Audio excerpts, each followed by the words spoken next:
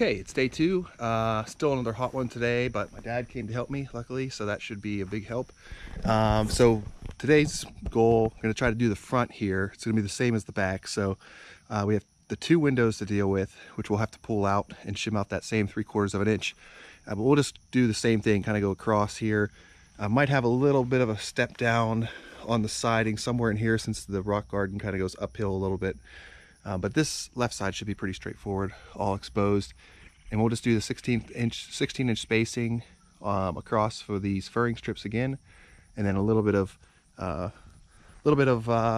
we'll have a little bit of forming to do around the outlet here. But the front gable here is all going to be stone, just like the back. So from the porch beam down, we'll run a straight 1x4 there and on the other side, and then also we're going to do a 4-foot stone wainscot across the bottom here, probably really close to the bottom of that windowsill there. So not much to do here, since there's a lot of stonework that's going to be on the front, but still going to have a few slats to put up. And then we'll start working on the sides here.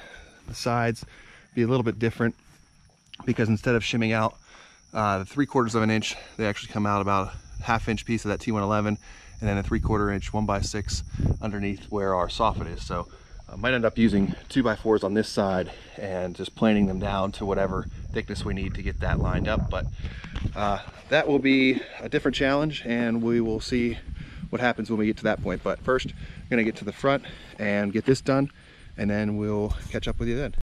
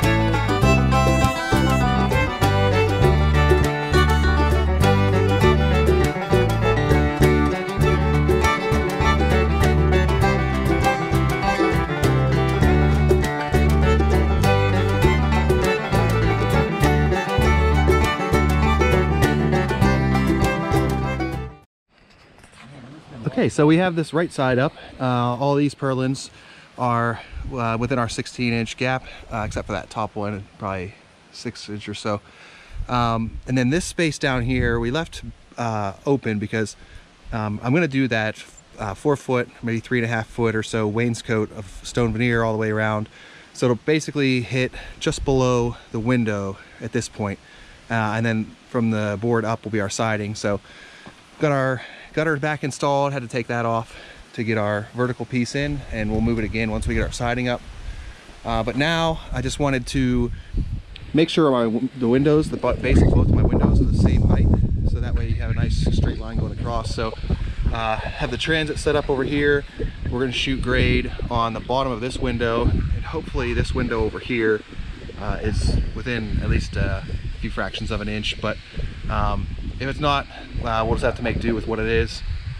Since there's going to be a stone around the gable end here, even if it's off a little bit, it should break that up. But we'll get that starting point measured out, and then get our purlins up on this side, and then maybe start on our gable ends. But that should be close to it for the day. We'll have to get some more materials, and then picking up the siding this week.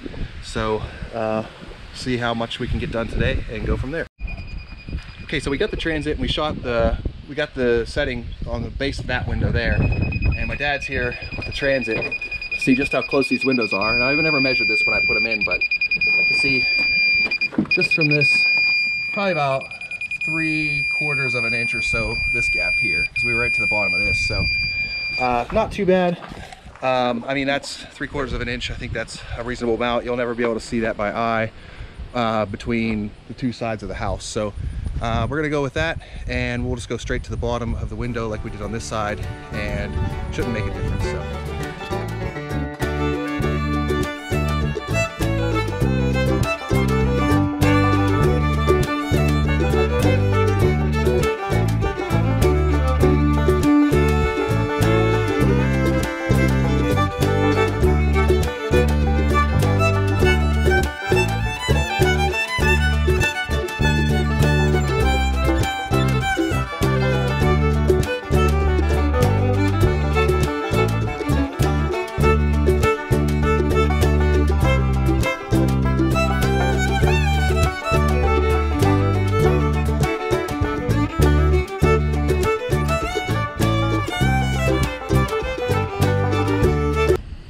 Okay, well that went pretty well now that we're into some sort of a rhythm. So just like the other side, we have our vertical board for the edge, where from the piece of the porch beam down will be the stone veneer, and then everything from this side over will be the vinyl siding.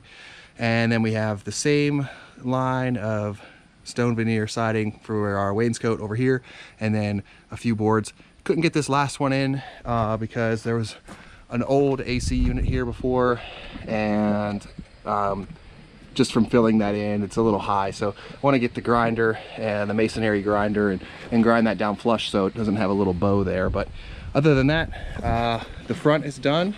So while we wait to find a masonry grinder, which I think is in my dad's garage somewhere, or have to track it down, the next job is going to be to start this side. So this side, the gable ends are going to be a little bit more tricky than the front and the back.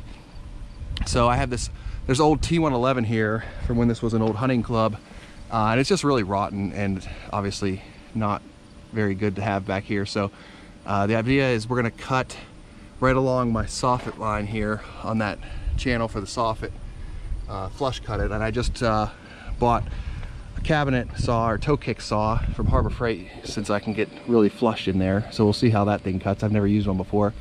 So we'll cut flush all the way along our soffit, all the way down.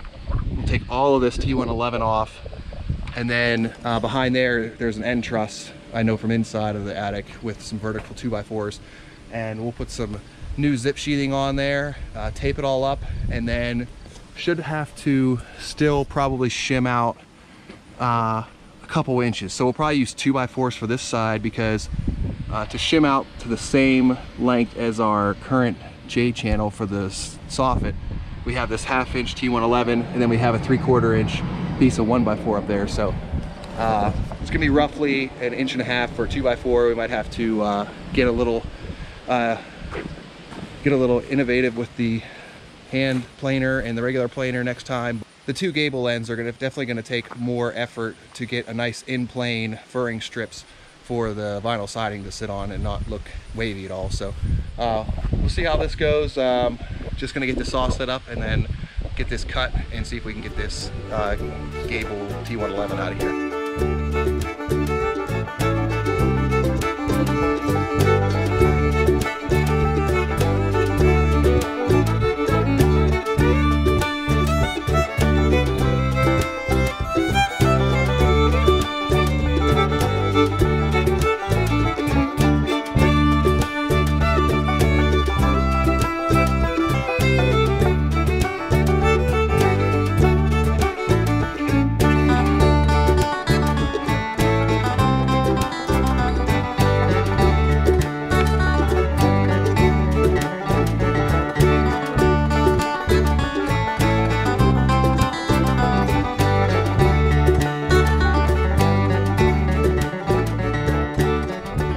So of course it started raining as soon as we started taking these panels off my gable end, so we had to kind of retreat back and put them on for 15 minutes while we let the storm go by. So I'll see what we're working with up here.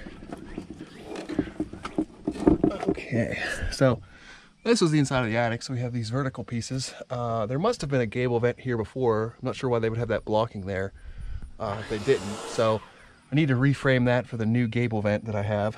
You can see all the cellulose I blew in here last year.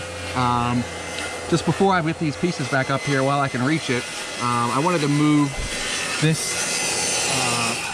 front floodlight I had previously on the front of the block, because there was no overhangs, to somewhere in here. So I thought when I put this in, I left enough wire here to go down through the top plate and then out of the block, but unfortunately I can't grab enough now to bring over here. So all you armchair electricians can yell at me all you want, but I'm basically just gonna cut this wire here, throw a junction box in here, and then give myself enough wire to come out of the soffit here. So not ideal. I mean, it's gonna be tough to get to that junction box if anything would happen, but not really another option other than running a whole new wire to it. So I'm just gonna go with that, and it'll be my problem to deal with eventually anyway. So get this done and then get our zip sheathing up on the side and then move on.